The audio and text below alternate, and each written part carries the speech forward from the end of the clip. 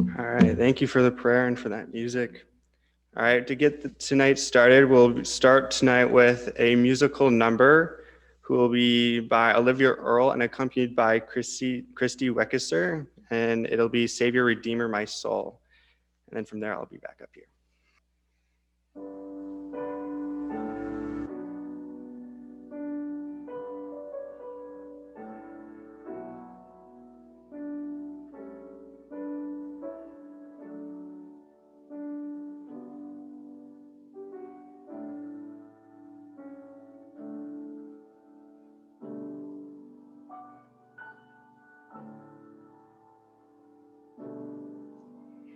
Savior, Redeemer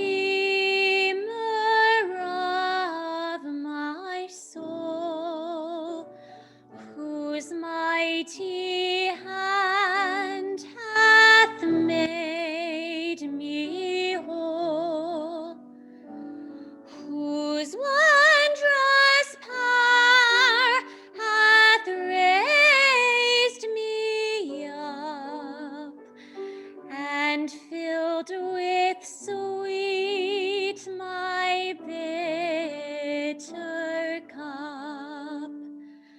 What tongue my gratitude can tell? O gracious God of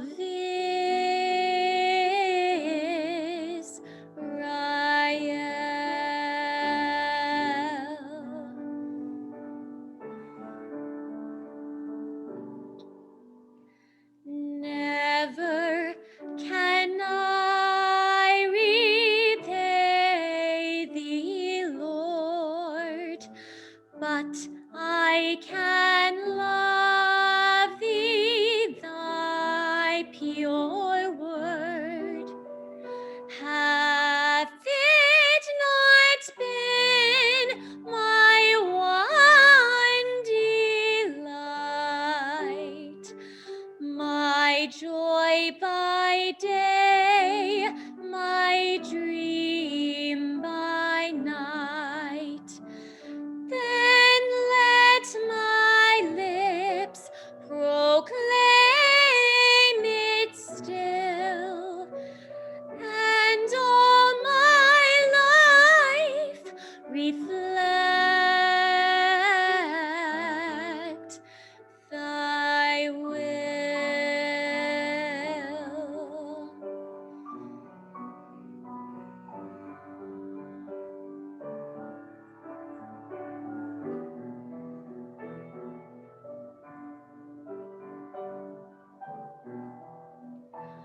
Or rule my next to serve thine ends, change frowning foes to smiling friends, chasten my soul till I shall be in perfect harmony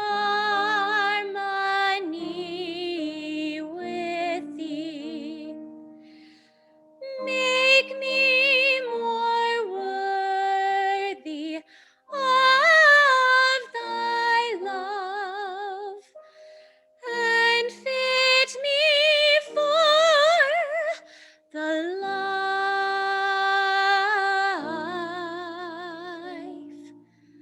above.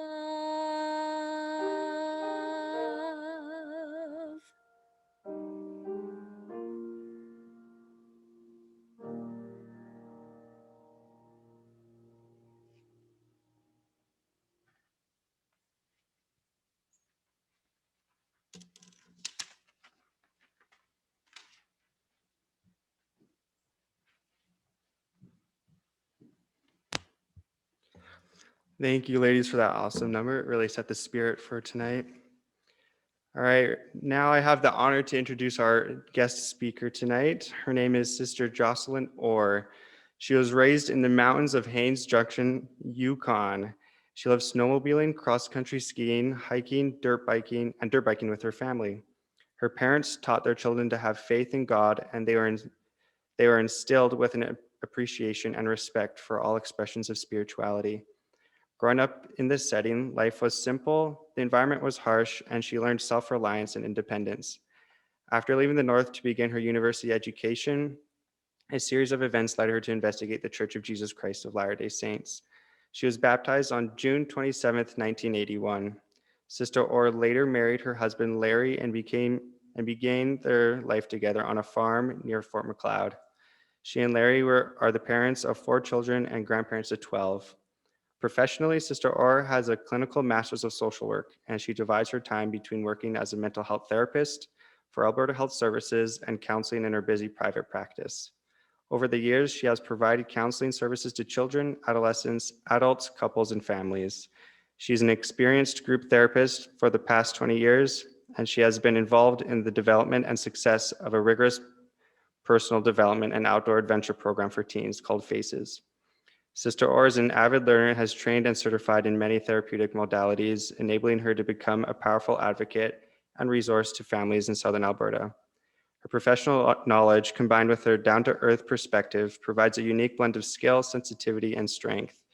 While Sister Orr puts her heart and soul into long days serving people through her work, she also makes time to play.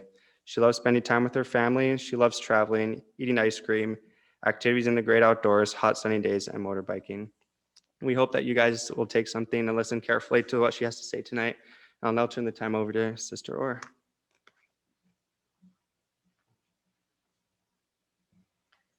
Well, thank you, Brother Stuart. My daughter wrote that introduction, and I always think, kind of feels like my obituary or something. So, first of all, I want to say, you ladies, that musical number, I have so much admiration for people who can stand up here and do that. Thank you. Just beautiful. So, do you like the name of my presentation?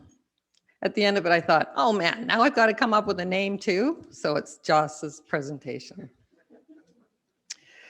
This feels high. I need a booster. Okay. Well, nice to see you all here behind your masks. This is really strange. We still aren't going to our ward in Fort Macleod. And so I'm still reaching for people's hands and doing all these pre-COVID things. Get you a box, or I can lower the thing. Yeah, let's lower it a bit. Perfect. Thank you, President Levitt.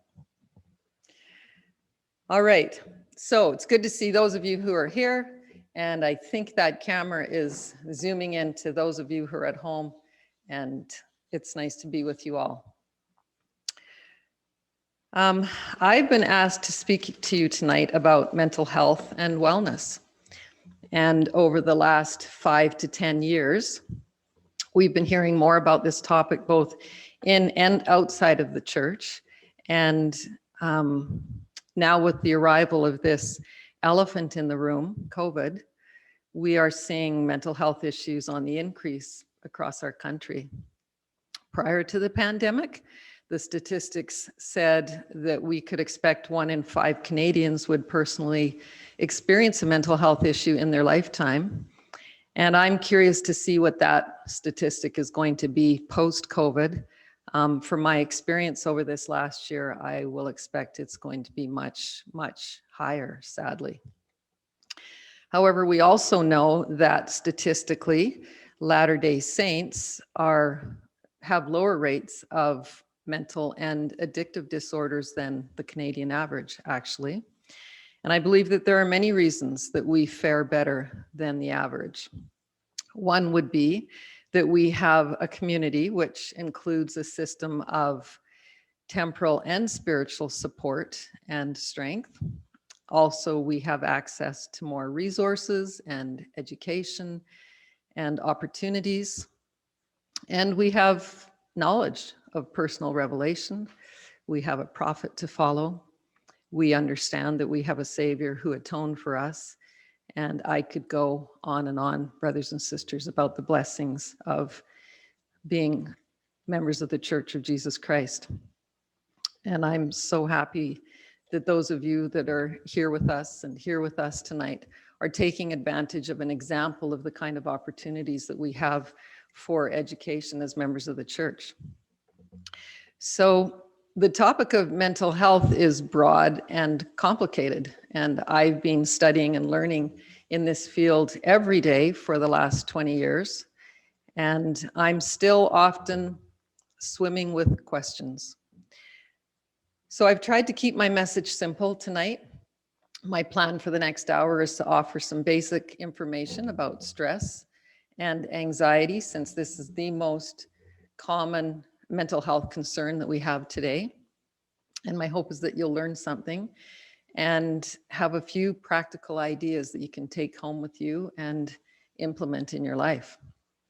So to begin, a trend that I am seeing is that the word anxiety is becoming an overused identifier for numerous emotions.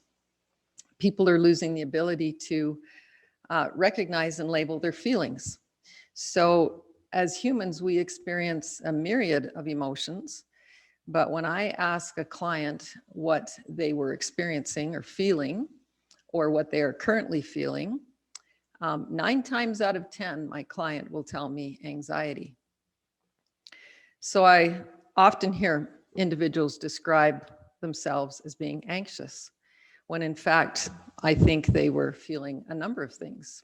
Perhaps they were feeling excited, or inadequate, or annoyed, insecure, or curious, nervous, overwhelmed, worried, even angry or sad, get lumped into being anxious. Now, I'm not simply giving you an exercise in linguistics here. This is important because our feelings are like smoke detectors, and they inform us about what's going on inside for us. And they direct us then towards what would be an appropriate response. So being able to accurately identify our feelings is important in learning to regulate our feelings. And when we limit our range of emotions by reducing them down to anxiety, we also limit our potential response. So my first challenge to you tonight is to work at accurately naming what you're feeling. Expand your emotional awareness and vocabulary. Start to find more words than anxious. So now I want to distinguish between stress and anxiety. Experiencing stress is part of life. We feel stress when we're making major life decisions, which is happening for a lot of you at this time in your life. We feel stress due to financial concerns, family problems. We feel stress due to deadlines, university work, and so on. And now we've added COVID stress, dealing with the fluctuating number of cases, restrictions changing all the time, sickness, quarantine, resulting in so many disappointments and losses for so many people. But I want to remind you that stress is not always a negative thing. It can be motivating and even helpful in pressing us to take action. So the stress of an exam helps us to study and learn the material. The stress of an employer's expectations pushes us to improve. The stress of lifting a heavier weight is what builds our muscle. And so much of our growth and development is a consequence of stress. So let's look at the distinction between stress and anxiety. Stress is something that occurs in response to challenge. You have 2 exams and a paper due on Friday. That's a challenge. You have to find summer employment, another challenge. You've been asked to do a task that you actually feel like you don't know how to do. Those are all stress. Anxiety, on the other hand, is a response to uncertainty. Now, when I use the word uncertainty, what I'm talking about here is when something actually doesn't have a solution, when it's out of our control, when it's actually unknown. So is the sun going to shine next Sunday? I don't know. If I go to the fireside, will I see anyone I know? Maybe. And when's this pandemic going to be behind us? Who knows? Those are all examples of uncertainties. Life is full of them. Stress is something that we experience when a challenge feels too difficult. And the challenge can be too difficult in two ways. We either have too much challenge, that's quantity stress, or we don't know how to handle the challenge, that's quality stress. Anxiety, on the other hand, is a physical, mental, and emotional response to uncertainty. Stress has a solution. If it's a real problem, it has a real solution. And our task is to figure out how to handle the challenge. Anxiety, on the other hand, is a condition looking for content. And by this, what I mean is that we all have a visual attention system that works like a spotlight, scanning the world around us. This attentional spotlight decides what occupies our focus of attention. What falls inside the spotlight is consciously processed, while that which is outside is not. The spotlight allows our mind to focus only on what's important while ignoring the irrelevant. Individuals who struggle with anxiety are at the mercy of their oversensitive spotlights. It becomes too easily grabbed by anything that would potentially be perceived as threatening, whether or not it actually is. And when a person is only focused on threat, negative information consumes their consciousness. So anxiety is a condition where the spotlight is scanning for content to confirm whatever the person fears. In this way, anxiety cultivates what we call fictional fear. And I'm going to talk about that in just a minute.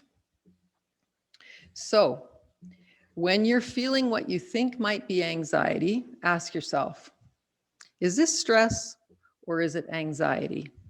In other words, am I facing a challenge or am I having difficulty dealing with uncertainty? If it's a challenge, what can I do to tackle the challenge? If it's uncertainty, what can I do to bypass my defensive spotlight and practice tolerating uncertainty? Now, I want to make another distinction. I want to talk about the difference between factual fear and fictional fear. Factual fear is when there's a tangible danger or threat to our life. Usually it's due to an external object or a situation. So a grizzly on the trail would produce factual fear. A dangerous dark alley would also. Now, these types of experiences are actually quite rare because we're privileged to live in a relatively peaceful country. But if we lived in Syria or a dangerous slum neighborhood in a huge city, we would actually experience much more factual fear on a daily basis than what we fortunately do here. So let's talk about fictional fear. This is when we're afraid of everyday situations, and they might have a negative truth to it, but most of the fear is just attached to the story that we've made up about it. So let's say I have a fear of elevators. I step into the lobby of a hotel and I see that the only way I'm going to get to my room is this dreaded elevator. Now, perhaps I've had a previous experience of getting stuck in an elevator, or the story that I've told myself is that I can't breathe in small places and elevators are small, so I tell myself I can't breathe in an elevator. Meanwhile, 5 people are hopping on and off the elevator and they're breathing just fine. That's an example of a fictional fear. Now, I think it's helpful to have you understand some of the neuroscience that's happening in our brain in both fictional fear and factual fear. So if a grizzly came roaring into the room that you're sitting in right now, your brain would automatically set off an alarm system built to save you. Now, it's helpful to understand this because not only is our alarm triggered when we are in factual fear, when the grizzly's in the room, but that's also what hijacks us when we go into fictional fear, when I'm standing and looking at the elevator. So for we visual learners, I want you to think of it like this. Here where my wrist is represents our spine. And right at the base of my palm is what we call the reptilian brain. It's right back here at the back of our skull. And that is the part of our brain that's responsible for our fight, flight, freeze reaction.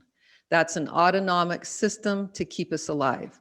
And it fires right from there, if this is our brain, okay? Right where my thumb is, that is the limbic brain. And that is responsible for our emotional processing. And it receives information from our central nervous system. Now, where my fingers are, that represents this big part of our brain in the front, our prefrontal cortex. That is our thinking brain, problem-solving brain. We're all in our prefrontal cortex right now while you're listening to me. So when we're calm, all of these parts of the brain are working in harmony. They are connected and they're communicating. But when the grizzly suddenly comes roaring into the room, the reptilian brain is triggered from here, and the rest of the brain goes offline. It's no longer there for us to use. So we don't think and we actually don't feel when our reptilian is triggered. Now I'm going to tell you a story about this to help you understand that. I had to drop some paperwork off to a farmhouse one day, and the people said, "We won't be home, just hang the documents on the back door." So I came walking around the house and came around the corner, and there was a massive dog sleeping in the sun, and I startled him. And he was on my leg like that. He wasn't biting me, but he had his mouth around my leg and he was snarling and growling. And my reptilian brain triggered. And the only sensation that I had was that I felt myself turn to stone, and I felt all the hairs on my arms go. That was it. So that's an example of this amazing mechanism we have. If I would have really thought with my prefrontal cortex, I might have done something stupid. If I would have felt the fear from my limbic brain, I might have done something stupid. But my reptilian trumped it all and said, freeze. You can't outrun it, so don't take flight. You can't fight it, so don't fight, so freeze. It's really quite amazing. So when we're experiencing this factual fear that I just described, this important alarm system helps to helps us to survive. And not only did it make me freeze, but there's other things that it does in our body to get ready for this fight or flight or freeze reaction. Our heart rate goes up, our blood pressure goes up, our breathing gets more quick. The blood leaves the surface of our skin and goes into the large muscle groups so that I can run. Our pupils dilate so I can see quickly if there's a couple of cubs with the bear. All of these things and many more happen throughout our whole system when this reptilian brain gets activated. It's this amazing human instinct, and it's our natural response to a threat. And this wonderful system can save our life and decrease our injuries. I got to my car and I did not get bit. Pretty amazing. So the problem is that that brain reacts the same way to fictional fear. So when I'm standing at the elevator, my heart rate goes up, my blood pressure goes up, my breathing gets quicker, my pupils dilate. When people are having panic attacks, they'll talk about seeing spots, their vision, lots of times the lights seem too bright. And this is all the physiology that's happening when that reptilian brain is getting triggered. So not only do those things happen, but also many important healthy body functions that are important stop happening when this is going on because we don't need it. So digestion, I don't need to process my lunch when I've got a dog on my leg. So my digestion and cell regeneration and other important healthy body functions stop when this goes on. And so this is one of the reasons that anxiety presents as a health risk to people, because anxious people are frequently firing this stress response system in their lives every day unnecessarily. And it's hard on the body. And so let's look a little more specifically at fictional fear. Fictional fear is tied to the person's perception of danger versus fact. It's perception. So if I am afraid of storms and I look up in the sky and I say, it looks like a thunderstorm is coming, that is perceived danger and that will trigger my system. Fictional fear is also more internal. It's more in our mind than external, like the grizzly bear. So I might get worried that if I go to the party, I won't know anyone. And there's no threat to my life if I go to the party and I don't know anyone. But in my mind, that's threatening. Fictional fear is more oriented to the future. Often people who have anxiety are thinking ahead. What if this happens? What if this happens? What if I get so nervous I don't know what I'm supposed to say? Fictional fear sometimes develops as a learned reaction from our parents, actually, or from past experience. So if I previously had a bad experience public speaking, then I might start to get anxious about public speaking in the future. So people who suffer with anxiety or fictional fear typically have a very sensitive limbic system. They have an oversensitive, overreactive alarm system in the brain. So what do we do? I think of anxiety really as a bully. That's the image I have of anxiety in my mind. You know the kid in grade 3 that went around the playground and picked on kids and got his little posse or her little posse, and the more kids they got in the posse, the meaner they got. That's what anxiety does. The more power we give it, the more power it takes. And so we really do need to learn how to not give it power. And there are things that we can do so it doesn't run our life. So think of the acronym RIA. This stands for recognize, identify, and address. So first of all, we need to learn to recognize what's going on. Education is the first step in being able to recognize what's happening in your brain and in your body. And when you learn to recognize this, you can learn how to calm the system. So I want you to remember this visual. Think about this the next time you get feeling anxious. Oh, my heart's starting to beat faster. I can feel my stomach churning. That's often a symptom for people. I'm starting to breathe a little more quickly. So when we recognize what's happening in our body and in our brain, we can learn how to handle that, how to deal with it, which we're going to talk about. Anxiety is a very unpleasant experience for people, but it's helpful to recognize that it's just physiology at work. And these sensations are not dangerous. Lots of people end up in the emergency room at the hospital because they feel like they're going to die.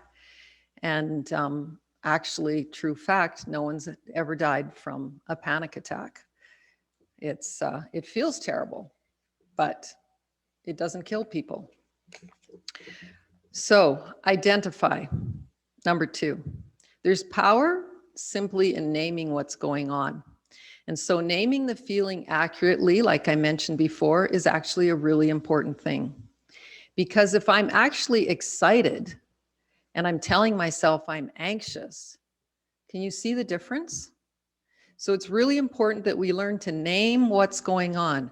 I think I'm feeling shy. I think I'm feeling self-conscious. I think I'm excited, whatever it is. So ask yourself also, Is this a reaction that I'm having to a challenge? Or is this a reaction I'm having to uncertainty? Identify, name, whether it's a challenge or whether it's uncertainty. We can often short circuit this fear response simply by recognizing and identifying and naming it. The A stands for address. If I'm reacting to a challenge, it's stress, and I need to look at how to address the quality or quantity of the challenge. If I'm reacting to uncertainty and it's anxiety, then I need to work at learning to tolerate uncertainty. And this is going to be the focus for the rest of my presentation, is how we do that. The place to begin is to learn how to calm our system when it becomes activated. We actually really need to learn how to not let our brain run the show. Your brain runs the show 99% of the time. And when it comes to handling anxiety, we need to learn to use our body to not listen to our brain. So that's what we're going to talk about doing in various ways. So I'm sure that most of you have heard the term mindfulness, and hopefully some of you actually have had some experience with mindfulness work and practice in your life. Now, mindfulness is, when I use that term, what I'm talking about is learning to hold our mind in one place, not letting it run off to the future, not letting it ruminate in the past, but being right here, right now. Now, there's cultures in the world that have been doing this for hundreds of years. They begin as little children, learning how to control their mind. Our culture, we've only been at this for maybe 40 years, but it's great. We're starting to see people learn about this now. Buddhists call it, when we have lousy control of our mind, they call it monkey brain, because they say it's like the monkeys in the trees just bopping all over the place. And you think about it, you're driving down the road and your mind can go from the date tomorrow. Do you guys get to go on dates right now? You do, right? Good. Okay, so your mind can go from being on the date that you're going to do tomorrow, to the groceries you're going to get, to the exam that you have, to the talk you have to give, to in that much time, right? Our brain goes all over the place. I think about it like a little puppy. You get this little puppy and he jumps up on people and he barks and he chews your shoes and he piddles on the carpet and he's just all over the place. So we need to take that puppy and teach him to not eat our shoes, to not jump up on people, and to piddle outside. So that's what we have to learn to do with our brain. And that's the challenge. You try and be mindful for 5 minutes and your brain is going to go bonkers for the first while. But that's why we call it a practice. So there's another thing that is important that I want to explain to you here as we're talking about this. There's two divisions in our autonomic nervous system. One is called our sympathetic nervous system. That's the reptilian brain is activating the sympathetic nervous system. And we have the parasympathetic nervous system, which is the opposite. It's the calming system. Sympathetic, parasympathetic, all right? Now, when we exhale, we engage our parasympathetic nervous system, the chillax system in our body. The reason this is important is because this is one of the simplest ways to bring yourself down. We have this term that we use in psychology called SUDS, stands for something units of distress, subjective units of distress, right? And so people scale, I'm at a 10 out of 10 right now, that's a panic attack. I'm at a 6 right now, I'm at a 3, whatever. So that's another thing that's good for you to think about, is to start to get a read on where you are in activation. And simply by engaging our parasympathetic nervous system through an exhale, we can bring ourselves down a couple of notches, all right? So we're actually going to do this for just a minute here. What we're going to do is, I want you to just, right where you are right now, put one hand on your tummy, and as you breathe in, I want you to feel your tummy rise. And as you breathe out, you're going to feel your tummy fall. That's diaphragmatic breathing. That's how we want to when we're working on breath. Now, at first, when people are doing this, they get dizzy and feel really weird. But once you get more used to breathing, you'll get so you can breathe deeply. If you watch a little baby that's laying down, their little tummy's going blink, blink, blink. They breathe down deep in their belly, right? That's because they haven't gotten conditioned like we all have to just breathe in the upper part. So what we're going to do is I'm going to have you breathe in, and you're going to count in your mind. Say if you breathe into a count of 5, you're going to just hover for a couple of counts at the top. Then I'm going to have you exhale to longer than your inhale. So if you went into 5, I'm going to have you exhale to a 7 or 8, whatever you want to do. We're going to do this 3 times. And the reason for this, and then I want you to go back to your normal breath. The reason we're doing this is because I want you to get so that you can recognize the parasympathetic nervous system kicking in. I have a client just last week. She has horrific anxiety, and she was so happy. She was in Walmart for the first time in a very, very long time.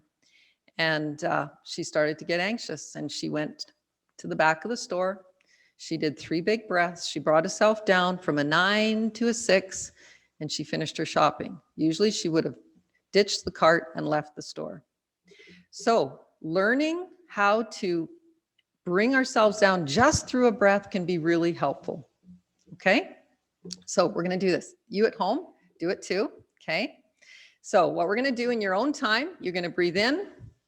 You're going to exhale longer than your in breath. We're going to do it 3 times. And at the end of that 3rd breath, I want you to just be still for a minute and notice what you feel. Now, when I feel my parasympathetic nervous system kicking in, I feel this lovely little tingle through my body. The other thing that I feel sometimes, it's like, you know, when you unplug a computer and it goes, that's the feeling I have sometimes. But clients describe it to me very differently. They'll describe it in ways and I go, oh, I've never heard of that one. So we're all very different, but it's important to know because I can call on my parasympathetic nervous system very, very quickly, and I can come down very quickly. Okay, we all get nervous. Okay, you ready? Here we go. So it'd be nice if you just close your eyes, do 3 big breaths, exhale longer than your inhale. Here we go.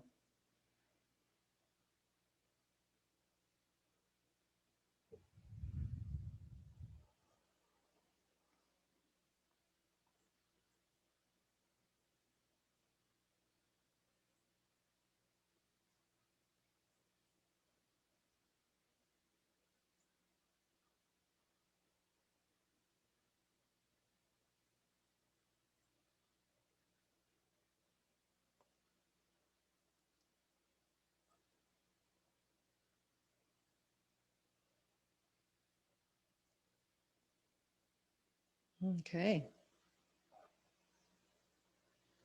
So who here thinks you felt your parasympathetic?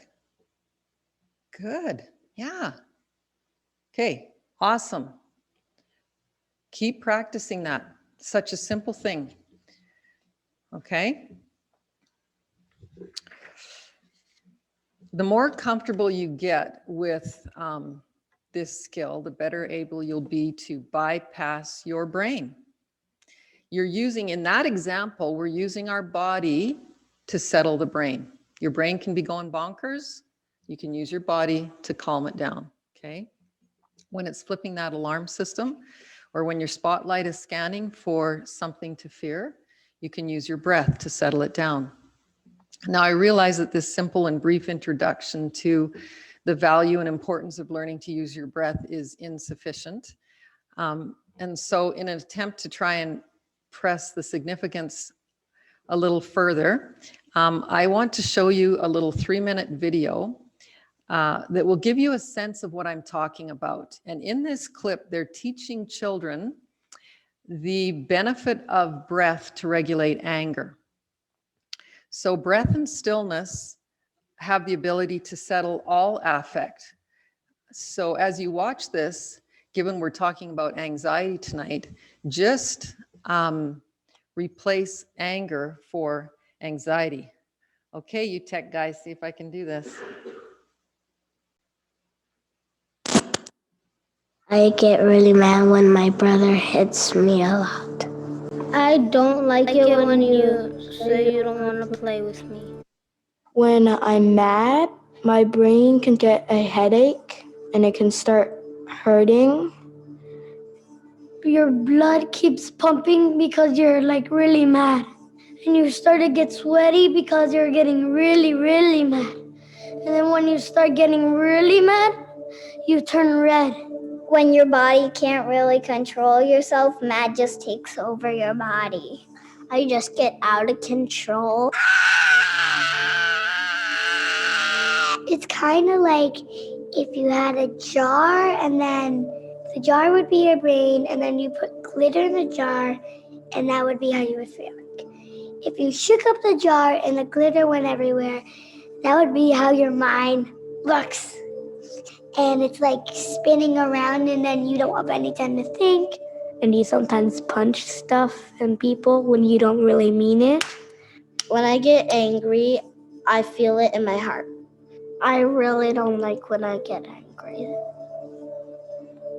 The amygdala really reacts, but the prefrontal cortex tries to keep it down. When I feel like I want to, get really angry and yell, I just sometimes, take deep breath.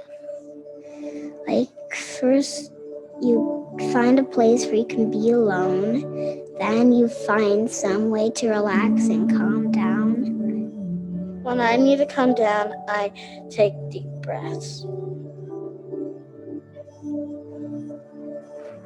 I breathe in through my nose. Sometimes I close my eyes or just take deep breaths. It's coming down, it's not moving. It's slowing down and then it stops. And the heart pumps slow and then it goes into your brain. It's like all the sparkles are at the bottom of your brain. My brain slows down and then I feel more calm and then I'm ready to speak to that person.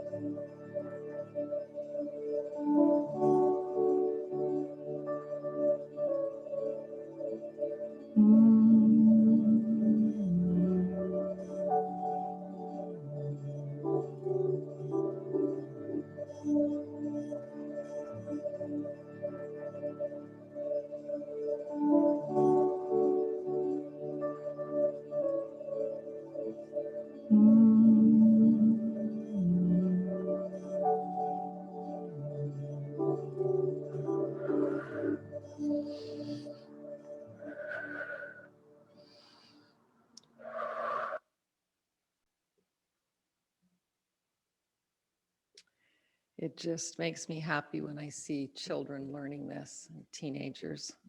I think I see a couple of my faces, kids back there. So happy to see you. One of the things that we always used to do at Faces, this was a camp for teenagers, is every night before bed, we'd lay them all down on the yoga mats and teach them about relaxation and breathing and how to calm their system down. And in my mind, that was probably one of the most important things that we could teach them to do when we were with them for 2 weeks. So there's numerous books and free apps and videos like YouTube videos and websites and podcasts that can help you to learn this practice. And I would really encourage you to start to experiment with it if you haven't already. And I'm sure many of you already have been. All right, we're going to just focus on attend here for the last bit of my presentation. It stands for address, not attend. So back to RIA.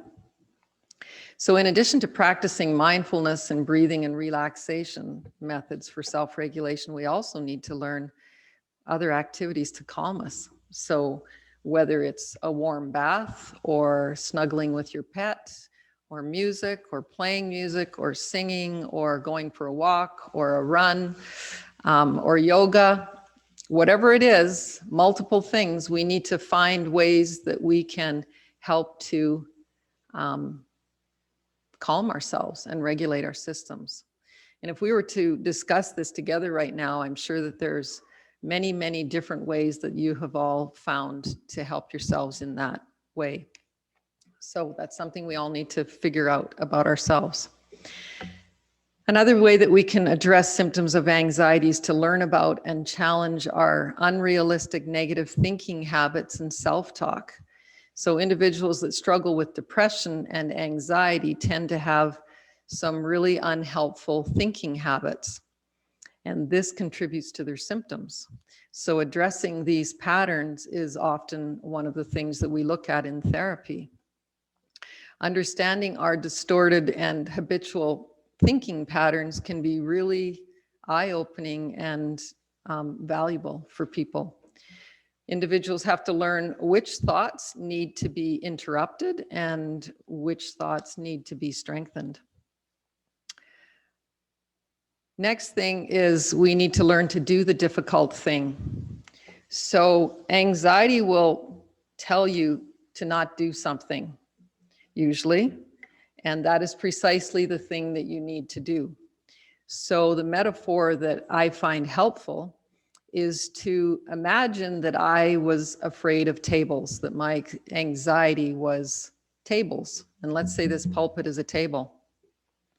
So what happens is I say, well, I don't need a table in my office and I don't need a table in our house. We can eat off our lap, and my kids won't go to the lunchroom because there's tables there. And pretty soon though, everything like over there looks like a table and that looks like a table. And actually these seats kind of look like tables. And pretty soon the bully, everything looks like tables, right? That's what the bully does. The more I give it, the more it takes.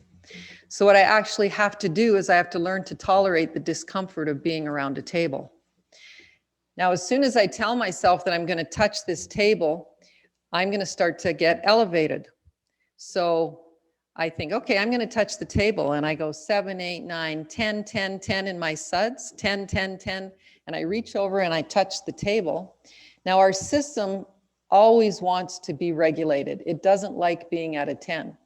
You know, when you're up in the mountains and you jump in a freezing cold lake, and at first you go, ah, and then you stay in there and you keep swimming around, and pretty soon it's not so bad. Well, the lake has not changed temperature. Your system has adapted, and that's what it's always going to do. So I'm hanging onto the table and I'm at a 10, but pretty soon my system says, okay, this is enough. We're not going to stay at a 10, so we'll go to a 9. And I keep hanging on and I'll go to an 8. And I let go. And I'm going to do it 7, 8, 9, 10, 10, 10, 10. And I touch the table and I'm a 10. But if I keep hanging on, it's going to come down. What happens if I keep doing this? Eventually, I'm not going to go to a 10, right? Pretty soon, my brain says, okay, you've touched that 60 times and you haven't died. Chances are you're not going to die. So I don't go to a 10. I go to a 7 or an 8. That's what we have to keep doing when anxiety tells us don't do it. We have to do it. We don't let the bully get us. It's not enjoyable. It takes work. But if I just keep avoiding tables, guaranteed, it's not going to go away. All right? Does that make sense? Okay, so we have to do the hard thing. Another important means of addressing symptoms of anxiety is to attend to the basics in self-care and healthy living. So nutrition, sleep, and exercise. And we all know those three are fundamental to our physical health and also to our mental health. And I won't go into any detail about that. I'm just going to blow through that. But suffice to say that sleep, I'm probably talking to a few irresponsible sleepers in this audience. But I want to tell you that the relationship between sleep and mental health is very close. Sleep affects our mental health and our mental health affects our sleep. And as much as possible, if you struggle with sleep, Learn about sleep hygiene. And if you still have trouble, talk to your doctor, but sleep is really, really important for us.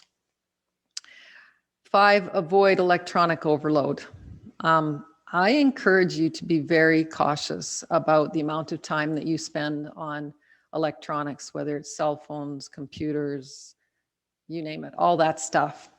Our generation has to be vigilant and consciously set boundaries to protect ourselves and our homes and our relationships from these intrusions. And I know that there is a real concern for our young people and the impact that this is having in your lives. And I would expect that we have individuals here who already have addiction in this regard. And I would say you want to get some help with that. We need to be implementing habits to institute electronic free times and free zones in our homes. We need to be putting our cell phones in the drawer at a certain time of the day. Don't take your cell phone to bed with you. They need to be off limits at certain times.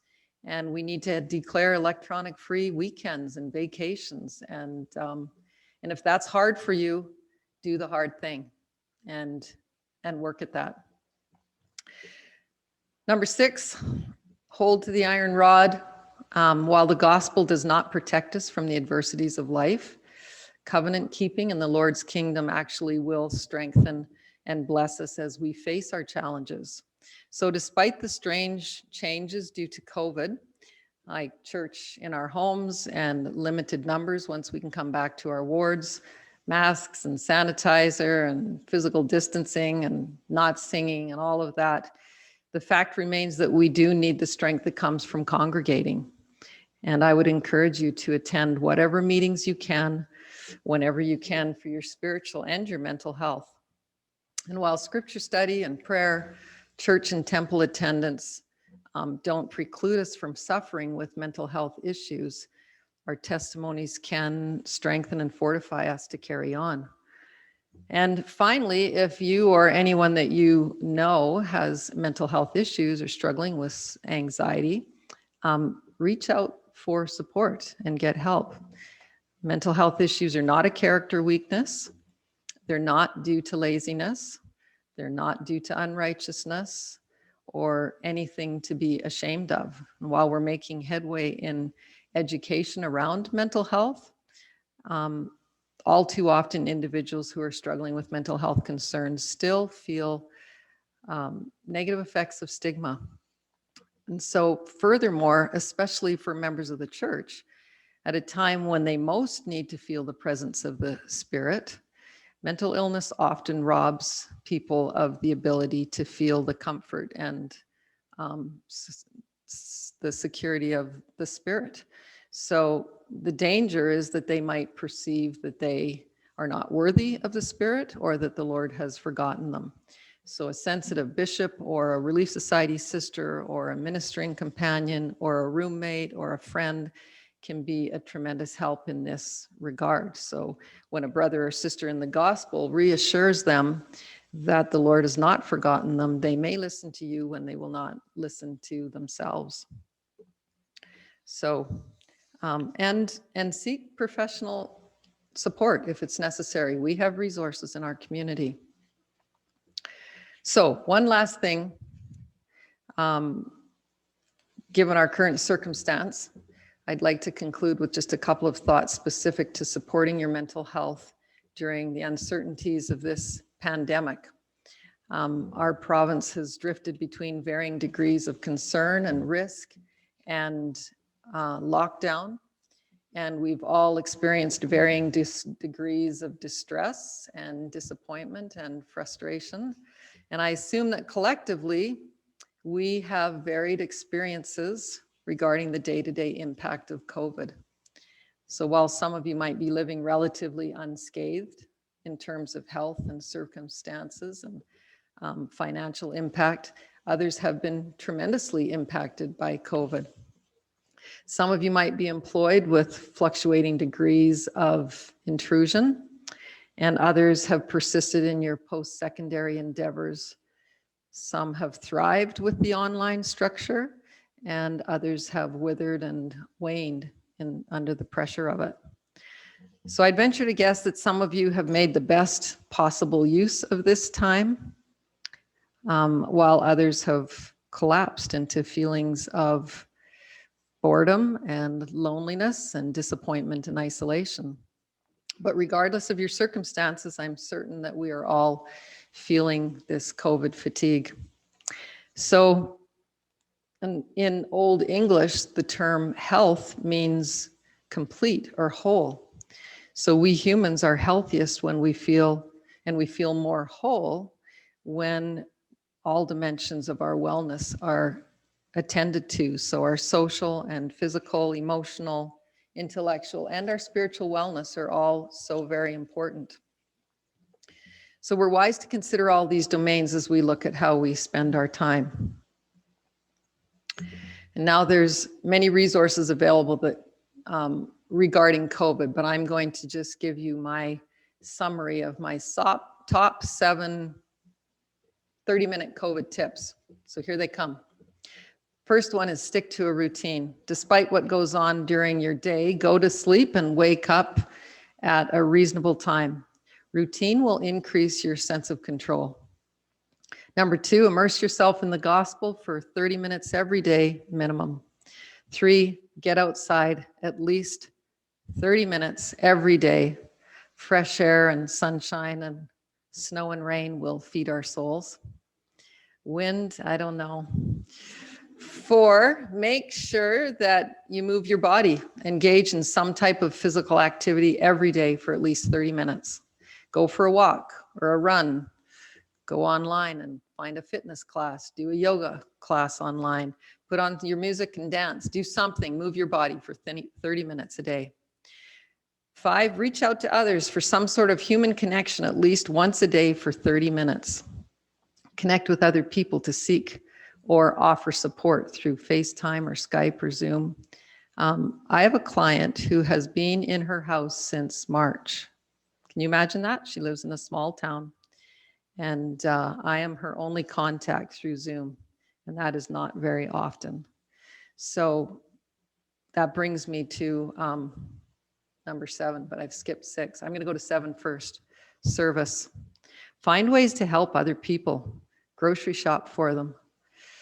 Check on the elderly. Find people like my client who's all alone and make contact with them. Look for someone to serve every day. You could do family history or indexing. Do something big or something small, but for 30 minutes a day minimum, be generous with your acts of kindness. And back to number 6, limit exposure to social media, news, and COVID conversations. And I don't know if that's a problem for your generation, but for older people, that is a really big issue. Being consumed with news and worry. Much of the information that's consumed by the public is actually sensationalized and alarmist, and it's not very helpful. So I encourage people to find 1, 2 valid, accurate sources, and then limit their exposure to 30 minutes a day max. We have people that are watching COVID for hours. All right, that's my 7 quick COVID tips, 30 minutes a day. Brothers and sisters, I just want to share my testimony with you. I joined the church when I was about your age, and it was probably the wisest thing I did in my life. I had a good life before I joined the church, but I have had a much better life, and I will have a much better eternity because of my membership in the Church of Jesus Christ. I'm grateful for the gospel. I'm grateful for our prophet. I'm grateful for my Savior, and I'm grateful for my testimony. I encourage you all to hold on to your testimonies and to stay close to the Savior. And I leave these thoughts with you in the name of Jesus Christ. Amen.